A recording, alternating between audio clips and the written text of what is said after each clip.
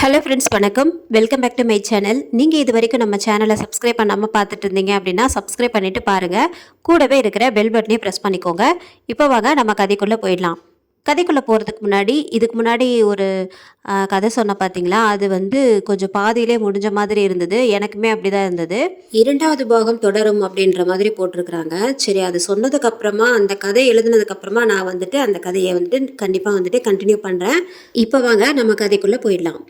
அந்த பாலடைந்த வீட்டுக்குள் அன்று இரவு ஒரு குடும்பம் வந்து தங்கியது. அந்த வீடு ஒரு ஒதுக்குப்புறமான இடத்தில் அமைந்திருந்தது. அங்கு வேறு எந்த வீடுகளும் கண்ணுக்கு தென்படவில்லை. அந்த வீட்டை சுற்றி ஒரே காடாக இருந்தது. அந்த பயங்கரமான காட்டினுள் இது ஒரு தனி வீடு. பார்ப்பதற்கே பயங்கரமாக இருந்த அந்த இடத்தில், அதுவும் அந்த வீட்டில் வந்து குடி புகுந்தார்கள் ராஜு, அவரது மனைவி மணிமேகலை மற்றும் மகள் அமுதாவும். அன்றிரவு மணிமேகலை தன் கணவனிடம், என்ன மாமா, இந்த வீடு பார்க்கவே ரொம்ப அழகாகவும் வசதியாகவும் இருக்கு. ஆனால் இந்த வீட்டுக்கார அம்மா என்னடான்னா இந்த வீட்டோட வாடகை வெறும் 50 ரூபாய்னு சொல்லிட்டு போகிறாங்க. இந்த வீட்டுக்கு போய் வாடகை இவ்வளோ கம்மியா? என்னால் நம்பவே முடியல மாமா என கூறினாள். ராஜு, அதான் புள்ள, எனக்கு ஒன்றுமே புரியல. ஆனால் பரவாயில்ல, நமக்கு தான் காசு மிச்சம் என்று கூறி சிரித்தான். டக் டக் என்று வீட்டு கதவை யாரோ தட்ட, திடீரென அங்கிருந்த விளக்குகள் எல்லாம் தானாகவே அணைந்தன. அவர்களின் மகள் அமுதா பயத்தில் கத்தினாள்.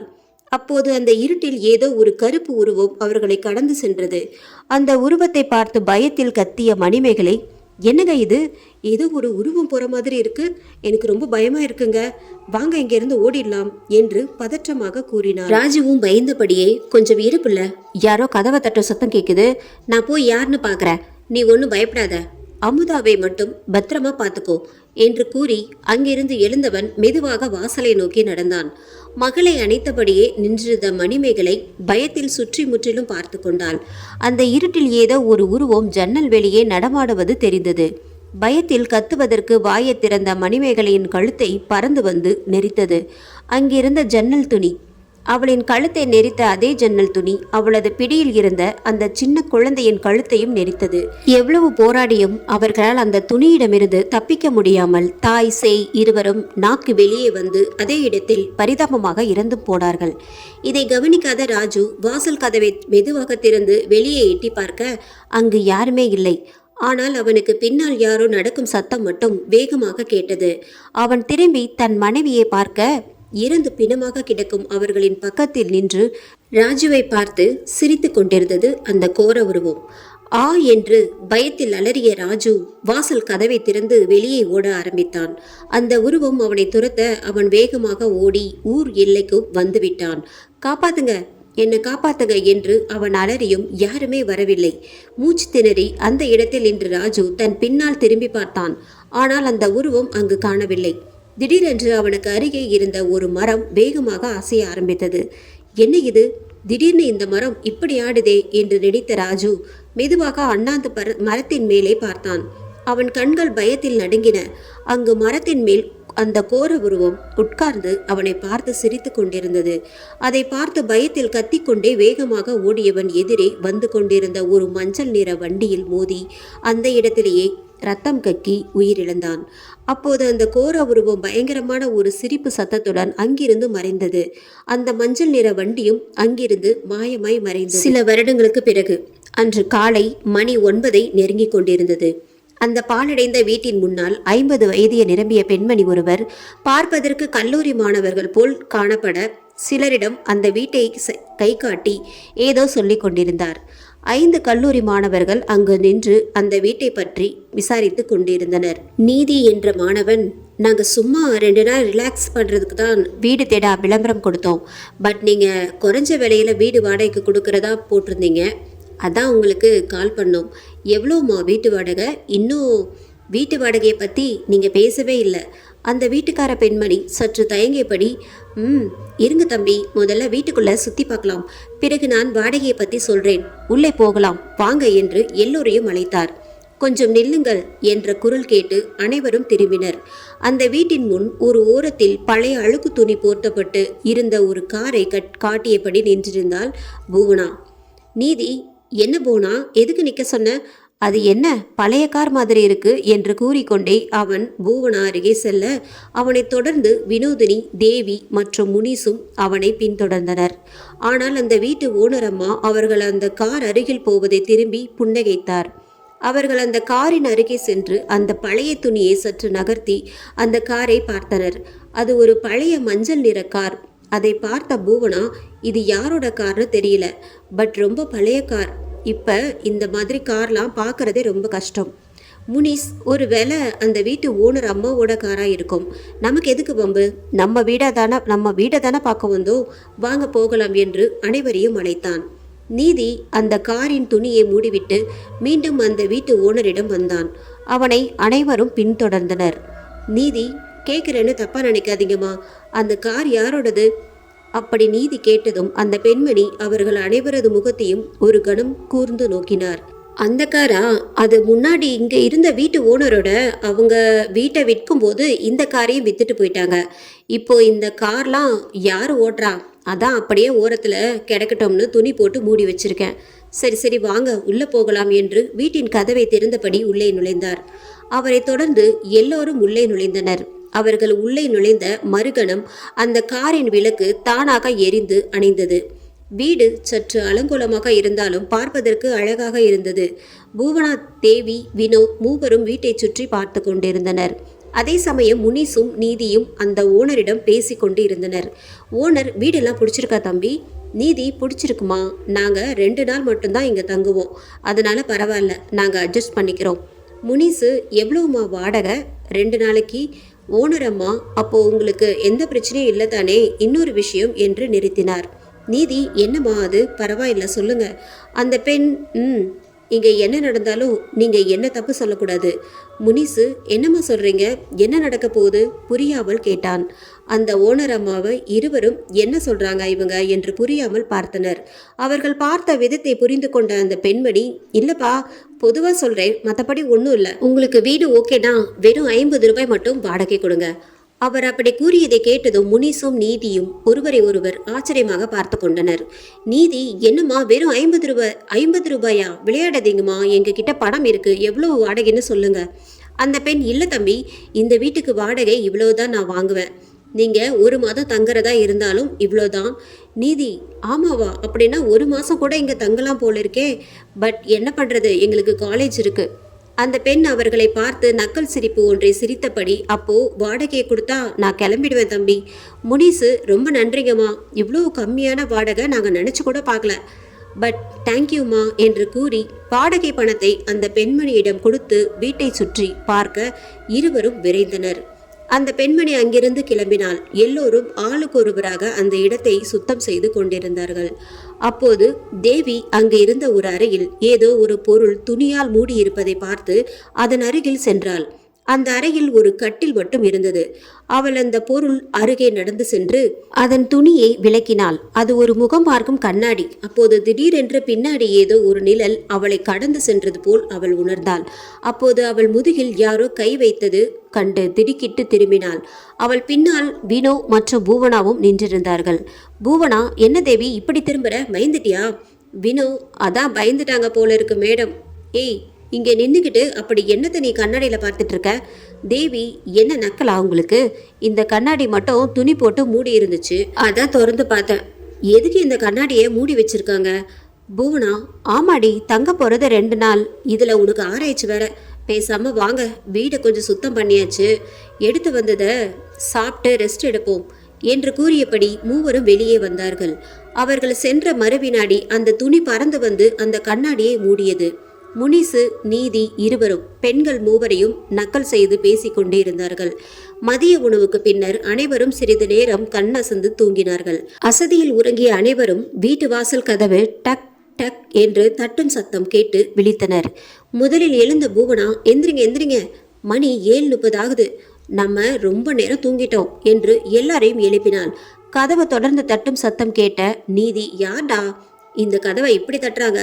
வினோ, இரு நீதி, நான் போய் பார்க்குறேன். முனிசு, யாரும் போவாதீங்க, நான் போய் பார்க்குறேன் இங்க பக்கத்துல கூட ஒரு வீடு இல்ல, அப்படி இருக்கும்போது யாரு கதவை தட்டுறது என்று கூறியபடி எழுந்து கதவருகே சென்றான். மற்ற நால்வரும் யாராக இருக்கும் என்று எண்ணியபடி முனிஸ் போவதை பார்த்தார்கள். முனிஸ் போய் அந்த கதவில் கை வைத்ததும் தட்டும் சத்தம் நின்றுவிட்டது. அவன் கதவை திறந்து வெளியே எட்டி பார்த்தான். ஆள் நடமாட்டம் இல்லாமல் இருந்தது அந்த இடம். ஆனால் வெளியே திடீரென்று பேய் காற்று வீசத் தொடங்கியது. மரங்கள் பயங்கரமாக ஆடத் தொடங்கின. அதை பார்த்த முனிஸ் தடார் என்று கதவை சாத்தினான். பூவனா, என்னடா காற்று இப்படி வீசுது? மத்தியானம் இந்த இடம் பார்க்க வேற மாதிரி இருந்துச்சு, இப்ப பார்க்கவே பயங்கரமா இருக்கு. அது மட்டும் இல்லை, எவ்வளோ வாடகை வீடு நமக்கு கிடைச்சது. பட் நீயும் நீதியும் அதெல்லாம் வேணாம்னு இந்த வீடை செலக்ட் பண்ணியிருக்கீங்க. தேவி, ஆமாம், நானும் கேட்கணுன்னு தான் நினச்சேன். எதுக்கு இந்த வீடு, அதுவும் இந்த மாதிரியான இடத்துல? உடனே நீதி, தேவி, நீங்கள் சொல்கிறது ரைட் தான். ஆனால் இந்த வீடு மட்டும்தான் வாடகை ரொம்ப கம்மின்னு சொன்னாங்க. அது மட்டும் இல்லை, இந்த வீட்டை சுற்றி பாருங்க, எல்லாம் காடு, நம்மளை தொல்லை பண்ண யாரும் இல்லை. ஸோ என்ஜாய் தான். வினோ, என்ன தான் சொல்கிறீங்க? நம்ம சும்மா 2 நாள் ரிலாக்ஸ் பண்ணிட்டு போக தான் வந்தோம். பட் வீட்டை சுற்றி எந்த ஒரு இடமும் இல்லை. நாம இந்த 2 நாளில் வீட்டுக்குள்ளே தான் இருக்கணுமா? வெறுப்புடன் கேட்டார். முனிஸ், ஏய், அதெல்லாம் நாங்கள் விசாரிக்காம இருப்போமா? இந்த வீட்டை தாண்டி போனால் ஒரு மெயின் ரோடு வரும். அந்த ரோட்டை தாண்டி போனால் சின்னதாக ஒரு சந்தை, அப்புறம் நாம் ஏதாவது திங்ஸ் வாங்குறதா இருந்தால் கடை எல்லாம் அங்கே இருக்குது. பூவனா ஆச்சரியமாக, பரவாயில்லையே, இங்கே கடைங்க கூட இருக்கா? நாளைக்கு காலையில் சீக்கிரமாக எழுந்து குளிச்சுட்டு கிளம்புவோம். நீதி, அதுவும் சரிதான். பட் நாம் மத்தியானம் நல்லா சாப்பிட்டு எப்படி இவ்வளோ நேரம் தூங்குறோன்னே தெரியல. முனிஸ், அசதிடா மச்சி, அதான் இந்த தூக்கம். நம்மளை விடு, இந்த பொம்பளை பிள்ளைங்களை பாரு, என்னமா தூங்குதுங்க. எங்கேயாவது பொறுப்பு இருக்கான்னு பாரு. அதுவும் தேவி செம்ம காமெடி கூறி குலுங்கி குலுங்கி சிரித்தான் முனிஸ். முனிஸை முறைத்தபடி பார்த்த தேவி, என்ன ஏதாவது சொல்லி சீண்டலைன்னா உங்களுக்கு தான் தூக்கமே வராதே. பூவனா, என்னாச்சுடா? தேவியை மட்டும் குறிப்பிட்டு சொல்ற, என்ன கதை? தேவியை பார்த்து நக்கலாக சிரித்த முனிஸ், இல்லை, பூவனா தூங்கிட்டு இருக்கும்போது இடையில முழிப்பு வந்துச்சு, எந்திரிச்சு பார்த்தேன் என்று சொல்லி மறுபடியும் சிரித்தான். தேவி அவனை கோபத்தோடு பார்த்து கொண்டிருந்தாள். நீதி, டேய், என்னடா நீ சொல்லாமல் சிரிச்சுக்கிட்டே இருக்க, சொல்லி தொலை. அதுவா தேவி, வாய் மட்டும் ஆன்னு திறந்து இருந்துச்சு, ஏதாவது வாய்க்குள்ள போயிருக்குமான்னு ஒரு சந்தேகம். பூவனா, வினோ, தேவி, வாயை ஓபன் பண்ணி பாருங்க என்று சொல்லி மறுபடியும் நக்கலாக சிரித்தான் முனிஸ். இதை கேட்ட அனைவருக்கும் சிரிப்பு வந்தது. சிரிப்பை அடக்கியபடி தேவியை பார்த்தனர். தேவிக்கு கோபம் வந்தாலும் அதை வெளிக்காட்டாமல், பூவனாக்கா, நீங்க கூப்பிட்டீங்கன்னு தான் நான் இங்க வந்தேன். இவருக்கு காலேஜ்லயும் சரி இங்கேயும் சரி என்னை கேலி பண்றதே வேலையா போச்சு, சொல்லி வைங்க. பூவனா, முனிஸ், நீதி காலேஜ் சீனியர்கள். வினோ, தேவி அவர்களை விட 1 வயது குறைந்தவர்கள். பூவனா, சரி சரி விடு தேவி, நான் பார்த்துக்கிறேன். வினோ, நல்ல வேலை நாங்கள் வாயை திறக்கல. தேவி, வினோ, நக்கலா உனக்கு? நீதி, விடு தேவி, அண்ணன் நான் இருக்கிறேன்ல, இனிமேல உன்னை யாரும் கேலி பண்ணாம பாத்துக்கிறேன். நீதியை பார்த்து, தேவி, எங்க அண்ணனே சொல்லிட்டாரு, அதனால இந்த விஷயத்த விட்டுறேன். முனிசு, ஆமா, பாசமலர்கள் எங்க அண்ணன் அன்பை அள்ளி தெளிக்கிறதுல மன்னன் என்று பாடி சிரித்தான். அப்போது திடீரென்று ஜன்னல் கண்ணாடிகள் தடார் தடார் என அடித்து மூடியது. இதை பார்த்த அனைவரும் சற்று அதிர்ந்தனர். வினோ அங்கிருந்த ஜன்னல் கண்ணாடிகள் எல்லாவற்றையும் மூடினாள். வெளியே ஒரே காற்று, மழை வரும் அறிகுறி போல் இருந்தது. மணி 8. பூவனா சமையல் அறைக்கு சென்று இரவு உணவை தயார் செய்து கொண்டிருந்தாள். வினோவும் அவனுடன் சேர்ந்து கொண்டாள். முனிசு, நீதி போனில் கேம் விளையாடி பேசி கொண்டிருந்தனர். அப்போது தேவி மட்டும் அந்த கண்ணாடி இருந்த அறைக்குள் நுழைந்தாள். அந்த முகம் பார்க்கும் கண்ணாடி மறுபடியும் துணியால் மூடியிருந்ததை கவனித்த தேவி, என்ன இது, நாம தான் ஓபன் பண்ணி கண்ணாடி எப்படி மறுபடியும் மூடி இருக்கு என்று குழம்பினாள். ஒருவேளை பூவனா அக்கா மூடி வச்சிருப்பாங்க போல என்று நினைத்தபடி படுக்கையில் அமர்ந்தாள். அப்போது தடார் என்று அந்த அறை ஜன்னல் கதவு அடித்து மூடியது. தேவிக்கு அப்படி ஜன்னல் அடித்ததும் மனதில் பயம் ஏற்பட்டது. அவளுக்கு நெஞ்சில் பயத்தில் வேகமாக துடிக்க ஆரம்பித்தது. அவள் மெதுவாக நடந்து அந்த ஜன்னல் அருகே சென்று ஜன்னலை மெதுவாக திறந்தாள். அப்போது வெளியே ஒரே கும்மிருட்டு, மழை, காற்று வேகமாக வீசியது. எதுவுமே கண்ணுக்கு தெரியவில்லை. அப்போது தூரத்தில் அந்த இருட்டில் ஏதோ ஒரு பெண் நடந்து செல்வது தேவி கண்ணுக்கு தெரிந்தது. ஆனால் முகம் தெரியவில்லை. வெள்ளை உடை அணிந்தபடி அந்த பெண் அந்த இருட்டில் நடந்து சென்றாள். தேவிக்கும் ஒன்றும் புரியவில்லை. இந்த இடத்துல வீடுங்களே இல்லை. அப்புறம் இந்த பொண்ணு யாரா இருக்கும் என்று நினைத்தவாறே அந்த பெண் எங்கு செல்கிறாள் என்று ஜன்னல் வழியாக எட்டி பார்த்தாள். தேவி அப்படி பார்த்து கொண்டிருந்த பொழுது திடீரென்று அந்த பெண் திரும்பி தேவியை நோக்கி நடந்து வந்தாள். இதை பார்த்து தேவி பயத்தில் ஜன்னலை வேகமாக சாத்த முயன்ற போது திடீரென ஏதோ ஒன்று காற்று வேகத்தில் ஜன்னலில் வழி உள்ளே நுழைந்தது. டேய், சாப்பிட வாங்கடா, ஏதோ இருக்கிற மேகியை வச்சு தான் சமைச்சேன். இன்னைக்கு நைட்டு இதை சாப்பிட்டுக்கலாம், நாளைக்கு காலையில் வெளியில் போய் சாப்பிட்டுக்கலாம் என்றாள் பூவனா. இதோ வந்துட்டோம் என்று நீதியும் முனிசும் வந்து மேஜையில் அமர்ந்தனர். நீதி தேவியை தேடியபடி, ஆமா தேவி எங்க? வினு, நாங்க பின்னாடி இருந்தோம், தேவியை பார்க்கல, ஒரு வேளை ரூம்ல இருக்காளோ என்னவோ.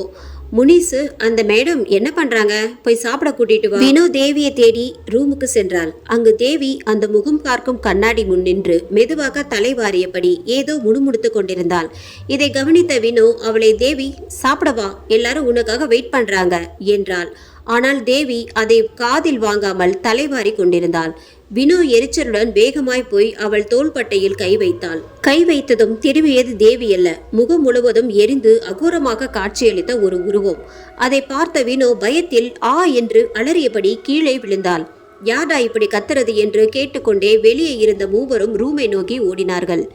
அங்கே தேவி வினோவின் கன்னத்தில் கை வைத்து, வினோ எந்திரி, என்னாச்சு உனக்கு என்று கேட்டுக்கொண்டிருந்தாள். அருகில் சென்ற மூவரும் என்னாச்சு, யாரு இப்படி கத்துனது என கேட்க தேவி, எனக்கு தெரியல, வினு உள்ள வந்து சாப்பிட கூப்பிட்டா, போ வரேன்னு சொன்னேன், பட் திடீர்னு கத்திக்கிட்டே கீழே விழுந்துட்டா. நீதி, என்னடா இது, பூவனா நீ போய் தண்ணீர் எடுத்துட்டு வா. பூவனா வேகமாய் போய் தண்ணீர் எடுத்து வந்து நீதியிடம் கொடுத்தாள். அவன் அந்த தண்ணீரை வினு முகத்தில் தெளிக்க வினு மெதுவாக கண்முழித்தாள். கண்முழித்த மறு வினாடி தேவியை பார்த்து அலறினாள். தேவி, ஏய், எதுக்கு என்னை பார்த்து கத்துற, நான் உன்னை என்ன பண்ண? முனிசு எதுவும் பேசாமல் தேவி முகத்தை பார்த்தபடி அந்த கண்ணாடியையும் பார்த்தான். அந்த சமயம் வினோ தேவியின் முகத்தை பார்த்து பேய் பேய் என்று அலறினாள். இதை கண்ட நீதி கடுப்பில், வினு எதுக்கு பேய் பேய்னு கத்துற, நல்லா பாரு, அது தேவிதான். வினோ கத்துவதை நிறுத்தி தேவியின் முகத்தை கூர்ந்து பார்த்தாள். தேவிதான். இல்லை இல்லை, முதல்ல நான் ரூமுக்கு வந்தேன், அப்போ தேவியை நான் சாப்பிட கூப்பிட்டேன், ஆனால் அவள் திரும்பவே இல்லை, அதனால் கிட்ட போய் தேவி மேலே கை வச்சேன். ஐயோ, இப்போ நினச்சாலே நடுங்குது, அது தேவியே இல்லை, ஏதோ பயங்கரமான உருவம். பூவனா, என்ன வினோ உளறிக்கிட்டு இருக்க, நீ சொல்கிறத பார்த்தா எனக்கே பயமாக இருக்கு, இதெல்லாம் நம்புற மாதிரியே இல்லை. நான் என்ன பொய்யா சொல்கிறேன், நான் பார்த்தேன். இதை கண்ட தேவி, ஏய் வினோ, உன் மண்டையை நான் உடைச்சிடுவேன், நீ உள்ளே வரும்போது நான் எங்கே இருந்தேன்னு தெரியுமா, அதோ பாரு என்று பக்கத்தில் இருந்த பாத்ரூமை காட்டினாள். அந்த வீட்டில் 2 பாத்ரூம், ஒன்று வெளியே, இன்னொன்று இந்த அறையில். நான் பாத்ரூம்ல இருந்தேன், நீ வந்து கூப்பிட்டப்போ நான் வரேன்னு சொன்னேன், உன் காதல விளங்கலையா? திடீரென்று நீ கத்துற சத்தம் கேட்டுதான் நான் வெளியே வந்து பார்த்தேன், நீ இப்படி விழுந்து கிடக்குற. வினு அதிர்ச்சியாக, என்ன சொல்ற நீ, பாத்ரூம்ல இருந்தியா? அப்ப இந்த கண்ணாடி முன்னாடி உட்கார்ந்தது யாரு? எல்லோரும் இதை கேட்டு ஒன்றும் புரியாமல் குழம்பினர். நீதி திரும்பி முனிசை பார்த்தான். ஆனால் முனிசு ஒன்றுமே பேசாமல் அந்த கண்ணாடியை பார்த்து கொண்டிருந்தான். டே மச்சான், இங்கே என்ன பிரச்சனை போய்கிட்டு இருக்கு, நீ என்னடானா கண்ணாடியை பார்த்துட்டு இருக்கிற? அப்போது திடீரென யாரோ சிரிக்கும் சத்தம் வேகமாக கேட்டது. யாரோ ஒரு பெண் குரல். அந்த சிரிப்பு சத்தம் கேட்டதும் எல்லோரும் பயத்தில் நடுங்கினார்கள். என்னடா நடக்குது, முனிசு யாரோ சிரிக்கிற சத்தம் கேட்குதுடா என்று பயந்தபடி கூறினான். பெண்கள் பயத்தில் நடுங்கினார்கள். யாரும் பயப்படாதீங்க, எனக்கு ஒன்றுமே புரியல, வாங்க நம்ம இந்த ரூமை விட்டு வெளியே போகலாம். பூவனா, வினோவை கூட்டிட்டு போ, தேவி நீயும் போ. பயந்த பூவனா, நாங்கள் போல, யாரோ சிரிக்கிற சத்தம் வேற கேட்குது, எங்களுக்கு ரொம்ப பயமா இருக்கு, நீங்களும் கூட வாங்க. அவள் அப்படி சொல்லி முடிப்பதற்குள் வெளியே மறுபடியும் யாரோ கதவை தட்டும் சத்தம் வேகமாக கேட்டது. கதவு இந்த தடவை வேகமாக தட்டப்பட்டது. எல்லோரும் ஒரு கணம் என்ன செய்வது என்று தெரியாமல் முழித்தனர். ஆனால் கதவு தட்டு சத்தம் நிற்கவே இல்லை. மணி 10 நெருங்கியது. பயங்கரமான காற்று, அதே நேரம் சிரிப்பு சத்தம் இவர்களின் பயத்தை இன்னும் அதிகரிக்க செய்தது. சற்று யோசித்த முனிஸ், ஏய் எல்லாரும் முதல்ல இந்த ரூமை விட்டு வெளியே போவோம் வாங்க என்று அவன் முன்னாடி செல்ல மற்றவர்கள் பின்தொடர்ந்தனர். அவன் எல்லோரையும் பக்கத்து அறைக்கு கூட்டிச் சென்று கதவை சாத்தினான். இப்போ நாம் சென்னையில் இருக்கோம், முனிஸ் வீட்டில் என்ன நடக்குதுன்னு கொஞ்சம் பார்த்துட்டு வந்துடுவோம். என்னங்க, முனிஸ் வீட்டிலேருந்து போய் நைட் ஆயிடுச்சு, இன்னும் ஒரு ஃபோன் கூட பண்ணலை. இந்த காலத்து பிள்ளைங்க ஏன் தான் இப்படி இருக்காங்கன்னு தெரியல. முனிஸை நினைத்து கவலைப்பட்டார் அவனின் அம்மா அம்பிகா. டிவியில் படம் பார்த்து கொண்டிருந்த அவனது அப்பா சுந்தரம் அம்பிகா பக்கம் திரும்பி, அவன்தான் இஷ்டத்துக்கு எல்லாத்தையும் பண்றான். எங்கேயாவது லீவ்ல வெக்கேஷன் போகணும்னா என்கிட்ட சொல்லுடா, நான் உனக்கு நல்ல ஹோட்டல் புக் பண்ணி தரேன்னு சொன்னேன். அவன் வேண்டாம், நீங்க பார்த்து கொடுத்தா அடிக்கடி கால் பண்ணி விசாரிப்பீங்க, இல்லைன்னா நீங்களே வந்து எங்களை அடிக்கடி பார்ப்பீங்க, எதுக்கு நானே பார்த்துக்கிறேன்னு திமிரா சொல்லிட்டான். அதுலேருந்து நான் அவனை எதுவுமே கேட்கறதில்ல. இப்போ எங்கே போய் தங்கி இருக்கான்னு கூட தெரியல. இந்த விஷயம் குருஜிக்கு தெரிஞ்சா என்னதான் திட்டுவாரு. சுமதி, ஆமாங்க, அது மட்டும் இல்லை, முனிஸுக்கு அவனோட 25 வயசு வந்ததும் அவனை ரொம்ப பத்திரமா குருஜி பார்த்துக்க சொல்லியிருக்காரு. அது உங்களுக்கு தெரியும் தானே? அவள் அப்படி கூறியதும் சற்று நேரம் சுந்தரம் அந்த பழைய சம்பவத்தை நினைத்தார். அவர் கண்முன் அந்த சம்பவம் வந்து போனது. அவர் பதில் ஏதும் கூறாமல் இருப்பதை பார்த்த அம்பிகா, என்னங்க உங்களை தான் என்று கேட்டுக்கொண்டே அவரின் தோளில் கை வைத்தாள். சற்றென்று சுயநினைவுக்கு வந்த சுந்தரம், எனக்கு தெரியும், இது அவனுக்கு புரியல, எனக்கு எதிர்மறா இருக்கான் அவன். சரி, 2 நாள் லீவுக்கு அவன் எங்க போனான்னு உனக்கு தெரியுமா? எதுவா இருந்தாலும் உன்கிட்ட தானே சொல்லுவான். நான் வேலை விஷயமா வெளியூர் போயிட்டேன், எனக்கு ஃபோன் பண்ணல. அம்பிகா, ஐயோ நீங்க வேற, எங்கடா போறீங்க? 2 நாள் தான் வீட்டில் இருங்கன்னு சொல்லி பார்த்துட்டேன். அவன் கேட்குற மாதிரி இல்லை. 2 நாள் தாம்மா, சும்மா கூட்டாளிங்க கூட வெளியே தங்கிட்டு வரேன்னு சொல்லிட்டான். கடுப்பாகிய சுந்தரம், இப்போ நம்ம குடும்பத்துக்கு கொஞ்சம் நேரம் சரியில்லை, குருஜி கவனமா இருங்கன்னு சொல்லியிருக்காரு. இவன் என்னடானா யார் பேச்சையும் கேட்கறது கிடையாது என்று தலையில் அடித்து கொண்டார். சரி, அவன் பாதுகாப்புக்கு குருஜி கொடுத்த தாயத்து அவன் கையில தானே இருக்கு, அதாவது பாத்தியா என்று கேட்டார் சுந்தரம். இருக்குங்க, அதெல்லாம் பார்த்து தான் அனுப்பி வச்சேன். இருங்க, நீங்கள் ஒன்றும் கவலைப்படாதீங்க, நாளைக்கு அவன் ஃபோன் பண்ணலைன்னா நானே மறுபடியும் கால் பண்ணி பார்க்குறேன் என்று கூறி அம்பிகா அங்கிருந்து சென்றாள். சோபாவில் அமர்ந்த சுந்தரம் அங்கு சுவரில் மாட்டியிருந்த ஒரு படத்தை பார்த்து கண் கலங்கினார். தம்பி, நாளைக்கு என்ன நாள்? நீ குடும்பத்தோட எங்களை விட்டு பிரிந்த நாள். நான் பண்ண பாவத்தினால நீ பலியாடாயிட்ட, என்னை மன்னிச்சிரு, உன்னைதான் காப்பாற்ற முடியல, என் பையனை காப்பாத்தி ஆகணும் என்று கூறி கண்களில் வழிந்த கண்ணீரை துடைத்தார். முனிஸ் எல்லாரையும் பக்கத்து ரூமுக்கு கூட்டி சென்று கதவை பூட்டினான். அப்போது அந்த கதவு தட்டு சத்தம் நிற்கவே இல்லை. யாரோ ஜன்னலின் பக்கத்தில் நின்று மூச்சு விடுவது போல் சத்தம் கேட்டது. இதையெல்லாம் பார்த்து பயத்தில் நடுங்கிய பெண்கள் அப்படியே தரையில் உட்கார்ந்து விட்டனர். முனிஸும் நீதியும் நடப்பவை எதுவும் புரியாமல் சற்று பயந்தபடி கட்டிலில் மெதுவாக அமர்ந்தனர். புவனா, என்னடா இது நடக்கிறத பார்த்தா ரொம்ப பயமா இருக்கு. யாரா இப்படியெல்லாம் செய்யறது? எனக்கு ஒன்றும் புரியல. நீதி, ஆமாடா முனிசு, இங்க எந்த வீடுகளும் இல்லை, முக்கியமா இது ஆள் நடமாட்டம் இல்லாத இடம். அப்படி இருக்கும்போது இதெல்லாம் ஒரே மர்மமா இருக்கு. முனிஸ் எதுவும் பேசாமல் தான் கொண்டு வந்த பேக்கில் எதையோ தேடினான். மற்றவர்கள் அவனை ஒன்றும் புரியாமல் பார்த்தனர். அப்போது திடீரென அந்த சத்தம் எதுவும் கேட்கவில்லை. இடம் அமைதியானது. நீதி தைரியத்தை வரவழைத்தபடி மெதுவாக சென்று ஜன்னலின் வழியாக வெளியே பார்த்தான். அங்கே பார்த்த காட்சி அவன் கண்களே நம்ப முடியவில்லை. வெளியே அந்த மஞ்சள் நிற கார் சொந்தமாகவே ஸ்டார்ட் ஆகியது. ஆனால் அந்த காரின் உள்ளே யாரும் இல்லை. அந்த கும்மிருட்டில் காருடைய வெளிச்சம் மட்டும் பிரகாசமாக எரிய தொடங்கியது. இதை கண்டு அதிர்ந்த நீதி, எல்லோரும் சத்தம் போடாதீங்க, நான் இங்க நம்மளை தவிர வேற யாரோ இருக்காங்கன்னு நினைக்கிறேன். தேவி, வேற யாரோன்னா? தெரியல தேவி, பட் வெளியே அந்த மஞ்சள் நிற கார் சொந்தமாகவே ஸ்டார்ட் ஆயிடுச்சு. உள்ளே யாரும் இல்லை. யாராவது வேணும்னே இப்படி செய்கிறாங்களா இல்லை வேற ஏதாவதுன்னு எனக்கு புரியல. இவ்வளவு நேரம் அமைதியாக இருந்த முனிஸ், அதே தான், நீ சொல்றது சரிதான், இங்க மனுஷங்க யாரும் இல்லை. பூவனா, என்னடா சொல்ற? மனுஷங்க இல்லைனா யாரு?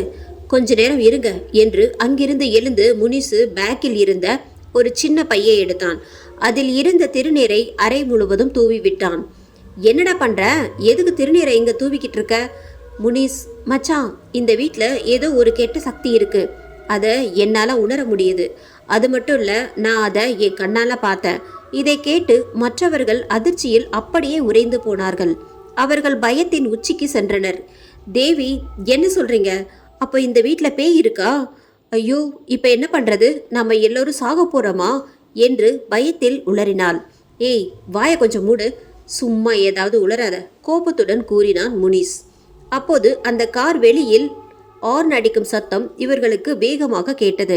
அதே நேரம் ஜன்னலில் ஓரம் ஏதோ ஒரு உருவம் நிற்பது அவர்கள் கண்ணுக்கு தெரிந்தது. 3 பெண்களும் பயத்தில் கைகளை பிடித்து கொண்டார்கள். மறுபடி பேச்சை தொடர்ந்தான். முதல்ல வினோ கத்துற சத்தம் கேட்டு எல்லோருக்கும் ரூமுக்கு போனோம். அப்போ நீங்கள் எல்லோரும் வினோவை மட்டும்தான் கவனிச்சிங்க. பட் நான் அந்த கண்ணாடியில் ஒரு வெள்ளை உருவத்தை பார்த்தேன். என்னடா சொல்கிற? வெள்ளை உருவமா? அப்படின்னா ஆவியா? ஆவியான்னு கேட்டால் எனக்கு தெரியல. அது ஒரு ஆத்மா. பயமாக இருக்குடா முனிஸ். நாம் இங்கேருந்து போயிடலாம். நம்ம கிட்ட தான் கார் இருக்குல்ல, நைட்டோட நைட்டாக கிளம்பிடுவோம். அப்போது நான் பார்த்த உருவத்தை தான் நீங்களும் பார்த்துருக்கீங்க.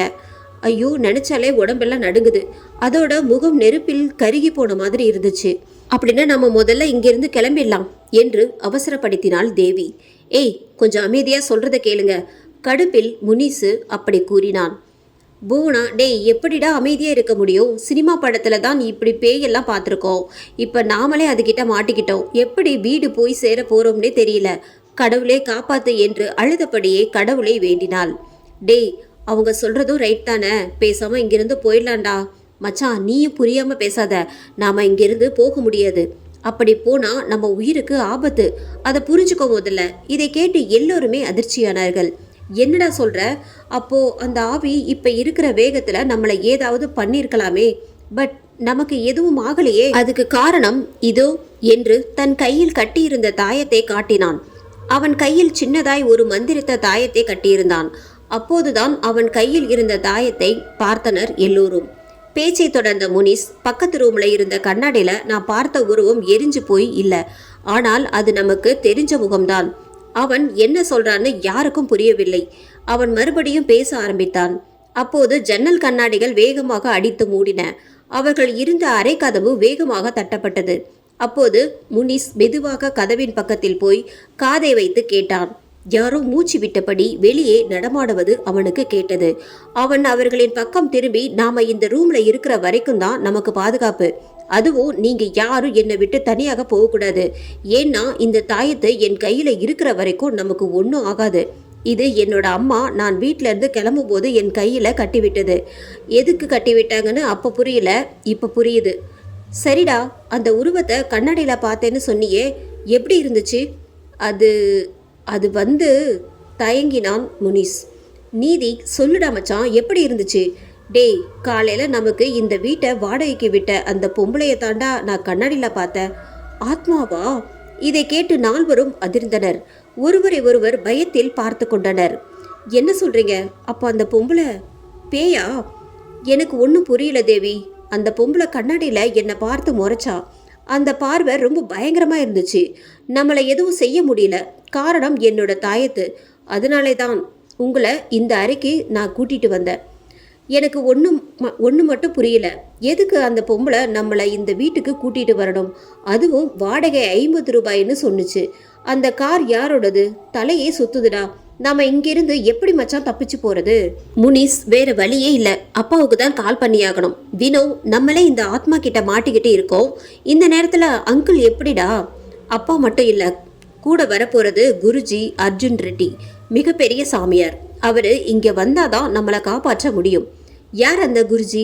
முனிஸ் வீட்டு தொலைபேசி அடிக்கும் சத்தம் கேட்டது. அம்பிகாவும் சுந்தரமும் உறங்கிவிட்டதால் அவர்களுக்கு போன் அடிக்கும் சத்தம் கேட்கவில்லை.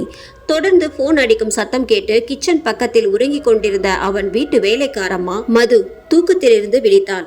யார் இந்த நேரத்துல கால் பண்றது என்று முணுங்கியபடி படுக்கையில் இருந்து மெதுவாக எழுந்து வந்து போனை எடுத்தாள். மறுமுனையில், ஹலோ, யாரு? அக்காவா? அக்கா, நான் முனிஸ். சொல்லுங்க ஐயா, இந்த நேரத்துல கால் பண்ணிருக்கீங்க? அம்மா அப்பா முன்னாடியே படுத்துட்டாங்க. அக்கா, நான் அப்பா கிட்ட பேசணும், ரொம்ப இம்பார்ட்டண்டான விஷயம். அப்பாவுக்கு ஃபோன் கால் பண்ண கிடைக்கல. நீங்கள் போய் அவரை எழுப்பி எனக்கு கால் பண்ண சொல்லுங்க. தம்பி, இப்போ எப்படி போய் அவங்கள எழுப்புறது? ஐயோ, அப்புறம் என்ன திட்டுவாரு. அக்கா, நாங்கள் இங்கே ஒரு ஆபத்தில் மாட்டிக்கிட்டே இருக்கோம். அப்பாவை போய் கூப்பிடுங்க, பேசுறதுக்கு நேரம் இல்லை, போங்க என்று கடுப்புடன் அவசரப்படுத்தினான்.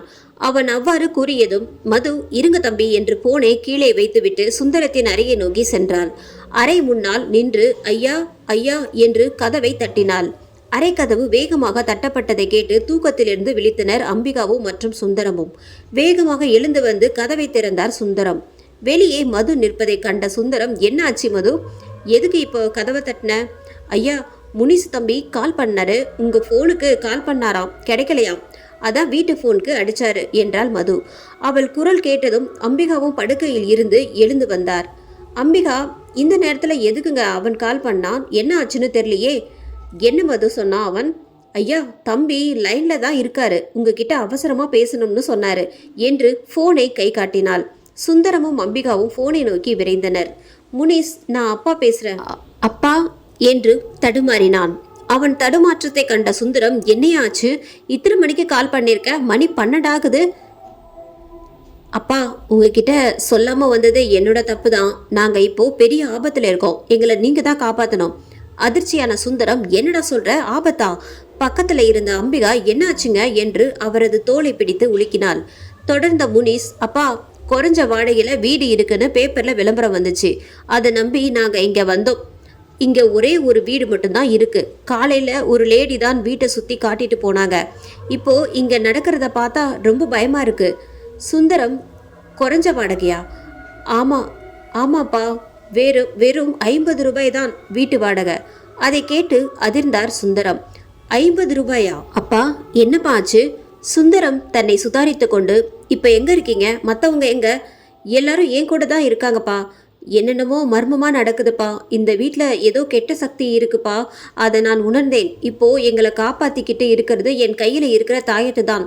எங்களால இங்கிருந்து தப்பிச்சு வர முடியுமான்னு தெரியல. இங்க அமானுஷ ஏதேதோ நடக்குதுப்பா. எந்த இடத்துல இருக்கு இப்ப நீங்க இருக்கிற வீடு? அப்பா, சென்னையை தாண்டி 1 மணி நேரம் டிராவல் பண்ணா சின்னதா ஒரு கிராமம் வரும். அது பேரு கரூர்னு நினைக்கிறேன். ஆனா அந்த ஊரை தாண்டி இன்னும் உள்ளூருக்கு போனா தான் அந்த வீடு இருக்கும். அடர்ந்த காட்டு பகுதியில் தான் அங்கதான் நாங்க இப்ப இருக்கோம். அந்த ஊரின் பெயரை கேட்ட சுந்தரம் ஒரு கணம் அதிர்ந்தார். இது அதோட வேலைதான். என் பையனை காப்பாத்தி ஆகணும் என்று மனதுக்குள் நினைத்தவாறே, முனிஸ், நீங்க யாரும் பயப்பட வேண்டாம், நான் இப்பவே குருஜியோட அங்க வரேன். பயப்படாமல் எல்லோரும் ஒன்னாவே இருங்கள். இப்ப மணி 12. உனக்கு 25 வயசு ஆகுது. உன்னோட 25 வயசுல உனக்கு கண்டம் இருக்கு. அது உனக்கு ஞாபகம் இருக்குதானே? அந்த தாயத்து உன் கையில இருக்கிற வரைக்கும் எதுவும் உன்னை நெருங்க முடியாது. நான் உடனே புறப்பட்டு வரேன் என்று கூறி போனை வைத்தார். அம்பிகா ஒன்றும் புரியாமல், என்னங்க ஆச்சு, நம்ம பிள்ளைக்கு சொல்லுங்க. இப்ப எதுவும் பேச முடியாது. நான் குருஜியை கூட்டிக்கிட்டு நம்ம பிள்ளை இருக்கிற இடத்துக்கு உடனே போயாகணும். அவங்க எல்லாரும் இப்ப ஆபத்துல இருக்காங்க. நீ எதுக்கும் பயப்படாத, நான் போயிட்டு வரேன் என்று கூறியபடி தன் சட்டையை போட்டபடி காரில் ஏறி கிளம்பினார் சுந்தரம். அம்பிகா பூஜை அறைக்குள் சென்று, கடவுளே, அங்கே யாருக்கும் எதுவும் ஆகக்கூடாது, பத்திரமா வீடு வந்து சேரணும் என்றபடி கடவுளை வேண்டினார். அறைக்கு வெளியே பாத்திரங்கள் உடையும் சத்தம் வேகமாக கேட்டது. அனைவரும் பயந்தபடி மூளைக்கொருவர் உட்கார்ந்தபடி கடவுளை வேண்டிக் கொண்டு இருந்தார்கள். முனிஸ் அடுத்து என்ன நடக்கப் போதோ என்று நினைத்தபடி தன் தாயத்தை பிடித்து கொண்டிருந்தான். திடீரென அங்கு இவ்வளவு நேரம் கேட்டுக்கொண்டிருந்த எந்த சத்தமும் கேட்கவில்லை. மாறாக அங்கும் அதுவும் பக்கத்து அறையில் இருந்து யாரோ பாடும் குரல் கேட்டது. லா லா லா லா என்று பாடிய அந்த பெண் குரல் சற்று இனிமையாகத்தான் இருந்தது. இவர்களுக்கு என்ன செய்வது என்றே புரியவில்லை. அப்போது தேவி, எனக்கு ரொம்ப பசிக்குது, மத்தியானம் சாப்பிட்டது, இப்ப எப்படி தேவி நம்ம வெளியே போறது? நம்ம உயிருக்கே ஆபத்து. முனிஸ், அப்பா வர வரைக்கும் நம்ம இதையெல்லாம் பொறுத்துதான் ஆகணும். ஆமா தேவி, முதல்ல இங்கிருந்து போகணும். வேறு வழி இல்லாமல் தேவி பசியை பொறுத்தபடி அமர்ந்திருந்தாள். அப்போது பாடிக்கொண்டிருந்த அந்த குரலும் அங்கு கேட்கவில்லை. வீடே அமைதியானது. நீதி, டேய், எந்த சத்தமும் கேட்கல. உன்கிட்ட தான் தாயத்து இருக்குல்ல, நம்ம 5 பேரும் ஒன்னா கையை பிடிச்சிக்கிட்டே காருக்கு போயிடலாம். இங்கிருந்து மெயின் ரோட்டுக்கு போயிட்டா எந்த ப்ராப்ளமும் இல்லை.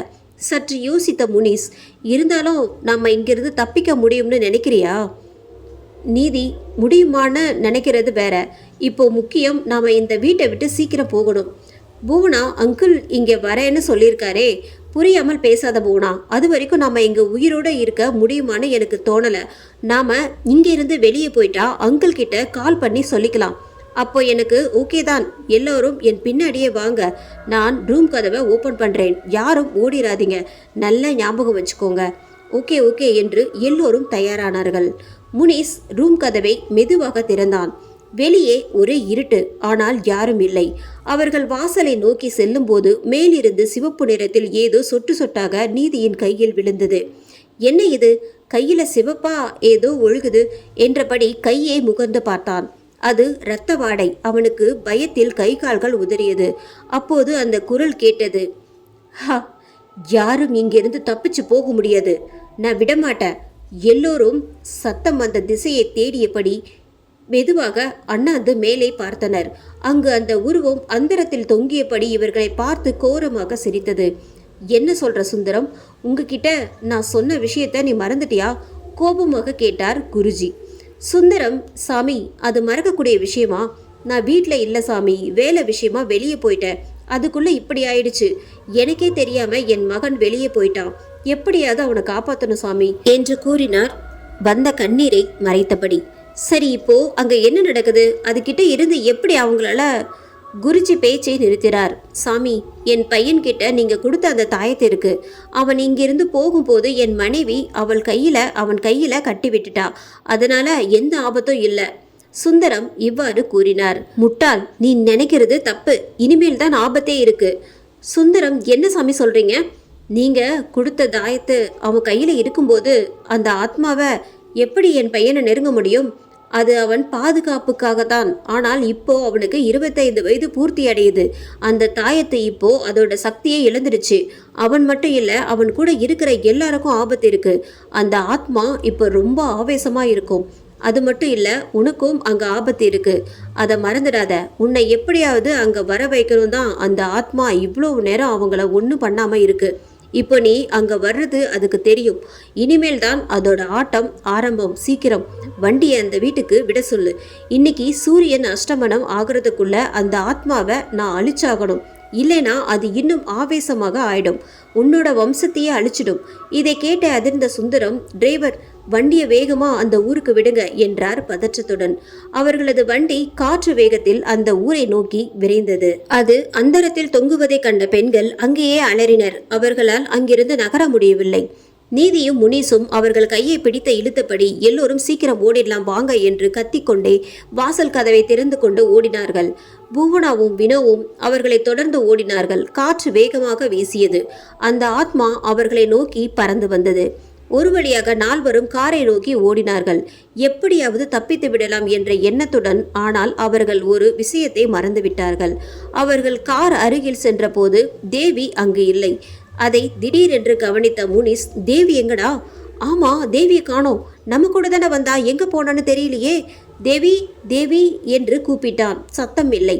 துரத்தி வந்த அந்த ஆத்மாவும் அங்கு இல்லை. திடீரென அந்த கார் சொந்தமாக ஸ்டார்ட் எடுக்க ஆரம்பித்தது. அப்போது முனிஸ் தோளில் கை வைத்தபடி, டேய் அங்க பாருடா என்று காரின் மேல் இருந்த மரத்தை காட்டினாள். எல்லோரும் பூவனா காட்டிய அந்த மரத்தை பார்த்தனர்.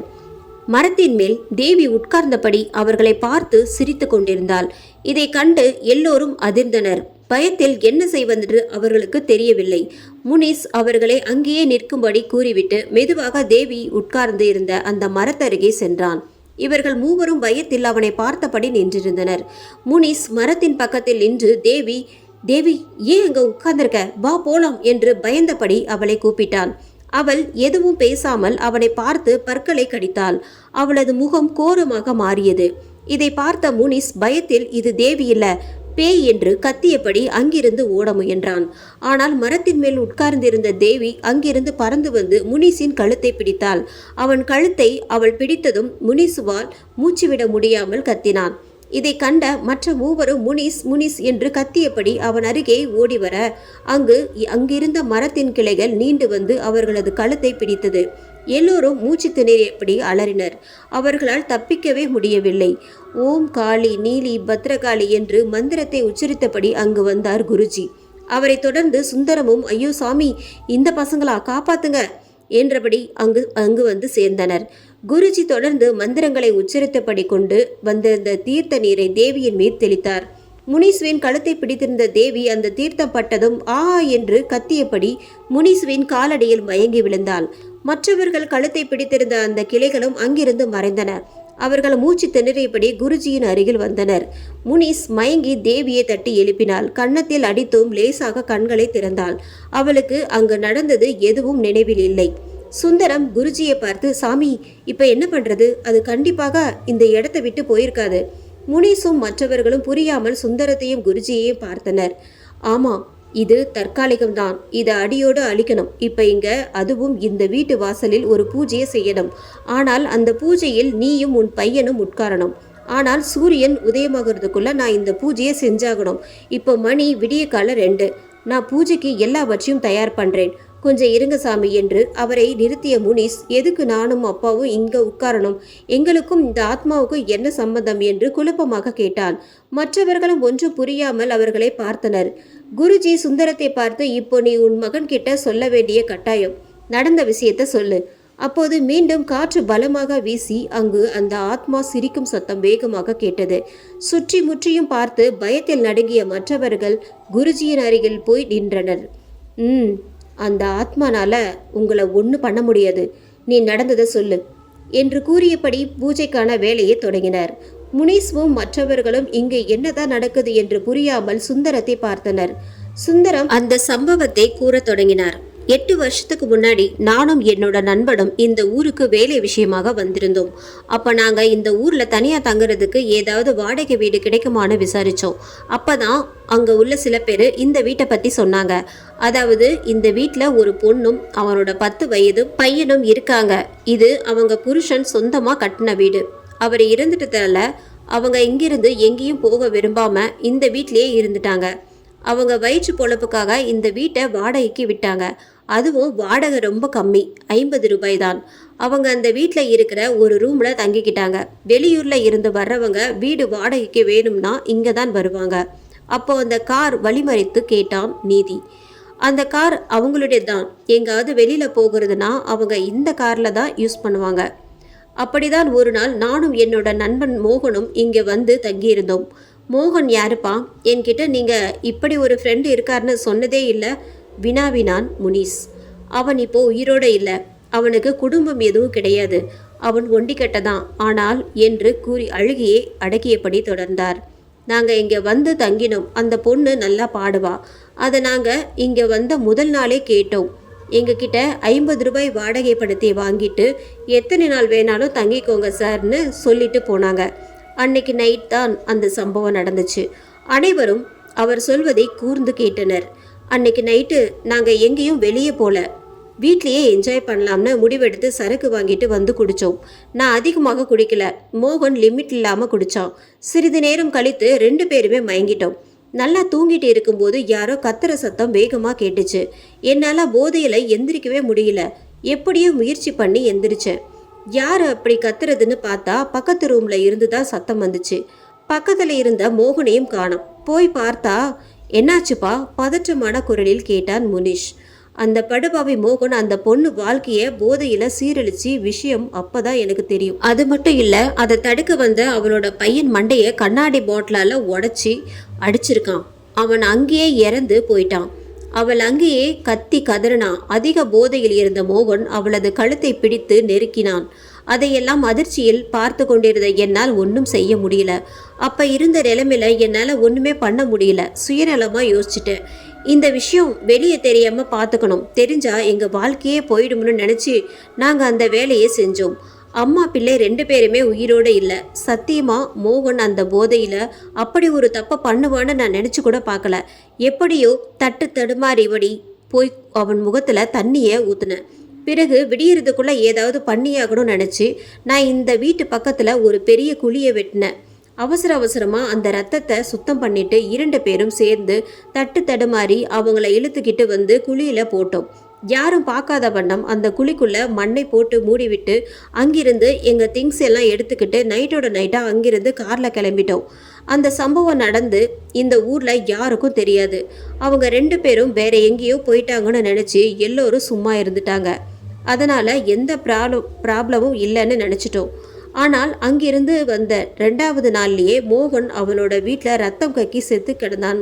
ஆனால் அவன் இறந்த காரணம் யாருக்கும் தெரியல. எனக்கும் அப்போ தெரியல. அதுக்கப்புறம் தான் ஒரு நாள் நம்ம குருஜி என்னை பார்க்க வீட்டுக்கு வந்தார். அவர் சொன்ன விஷயத்தை கேட்டதும் நான் பயந்து போயிட்டேன். அப்போ தான் எனக்கு மோகனுடைய சாவு பற்றி உண்மையான காரணம் தெரிஞ்சுது. குருஜி நாங்கள் அங்கே போன விஷயத்த, அங்கே நடந்த சம்பவத்தை எல்லாத்தையும் நேரில் பார்த்த மாதிரி சொன்னார். அந்த அப்பாவி பொண்ணை கொலை செஞ்ச பாவம் உங்களை சும்மா விடாது. அது உங்கள் வம்சத்தையே அடியோடு அழிச்சிடும்னு சொன்னார். அதனால்தான் அந்த ஆத்மாவை ரொம்ப ஆவேசமாகி தன்னை கற்பழித்து கொன்றதோடு மட்டும் இல்லாமல் தன்னோட ஆசை மகனையும் அநியாயமாக கொன்ற மோகனை இப்படி பழி வாங்கிடுச்சு. அடுத்தது நான் தான் இந்த விஷயத்தை மறைச்சி அவனுக்கு உதவியாக இருந்தது. மிகப்பெரிய தப்பு.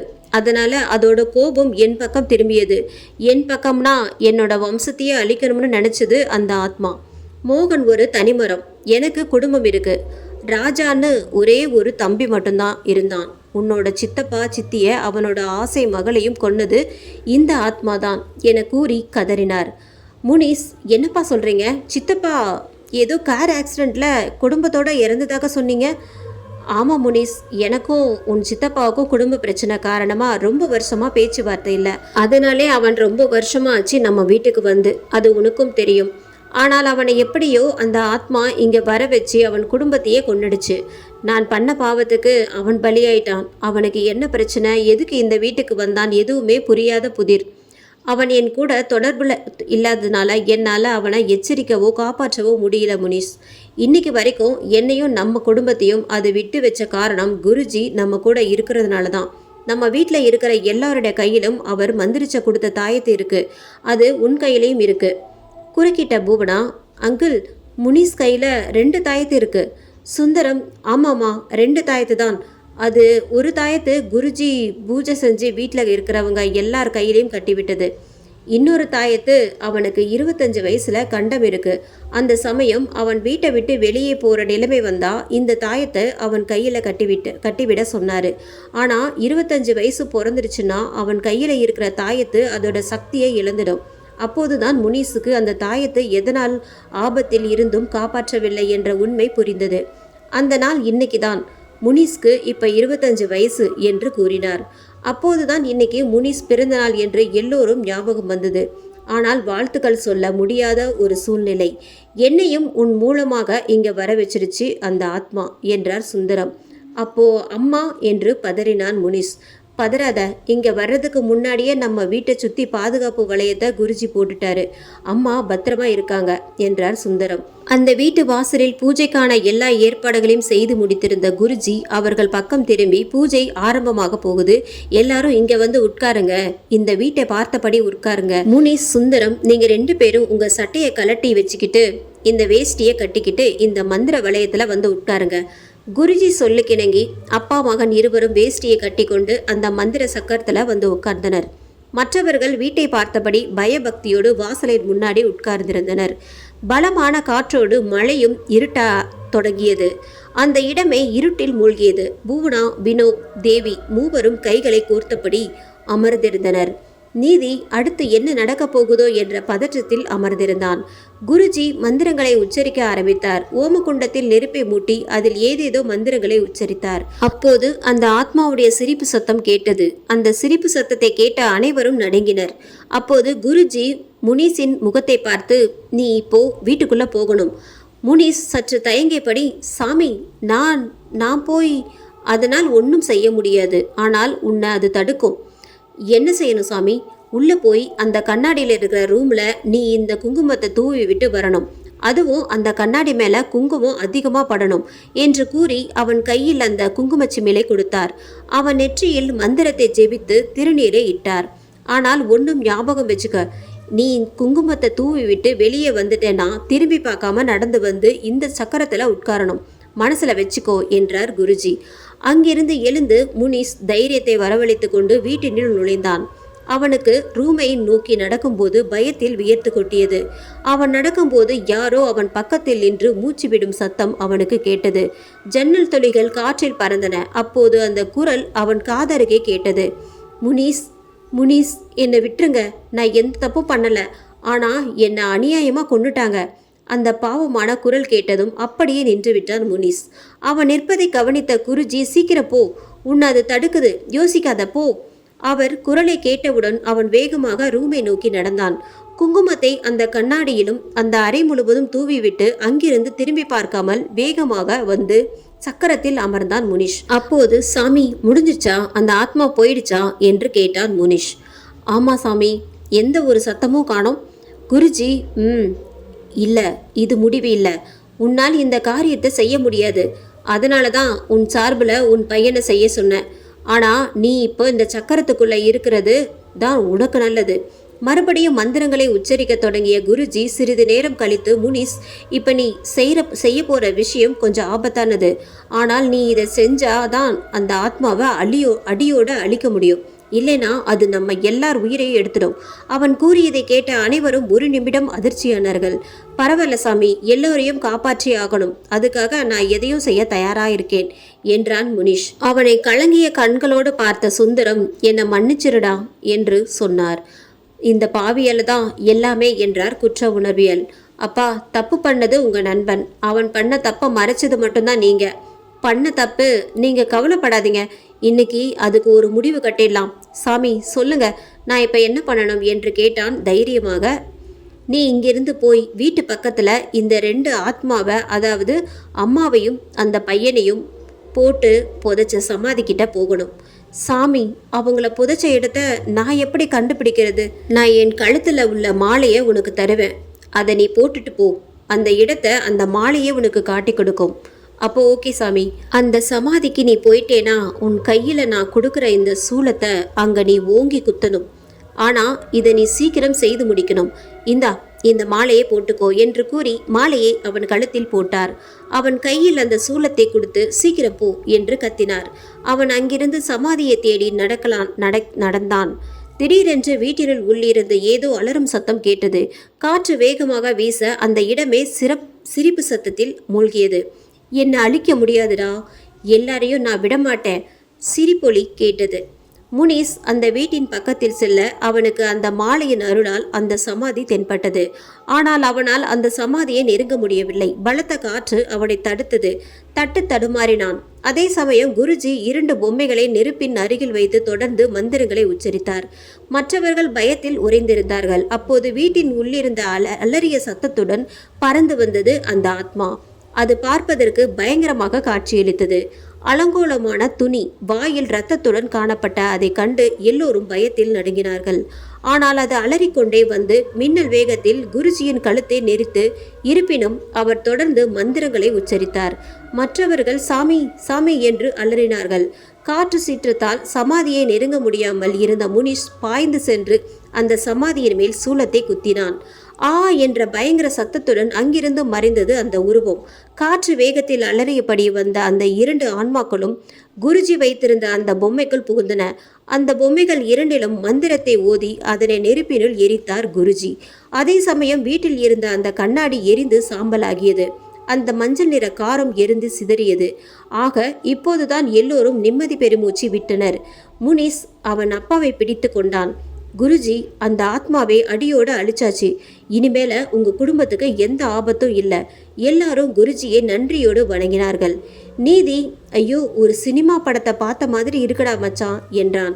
பூவனா, பேயே இல்லைன்னு நினைச்சோம், நேர்ல பார்த்துட்டோம். சுந்தரம், அம்மாவுக்கு இங்க என்ன நடந்தது எதுவும் தெரிய வேண்டாம், வேற ஏதாவது சொல்லிக்கலாம். ஓகேப்பா, வாங்க எல்லாம் கிளம்புவோம். அப்புறம் தேவி நம்ம கூட வராங்களான்னு பார்த்துக்கோங்க, அப்புறம் மறுபடியும் தேட வேண்டி இருக்கும் என்றான் நக்கலாக.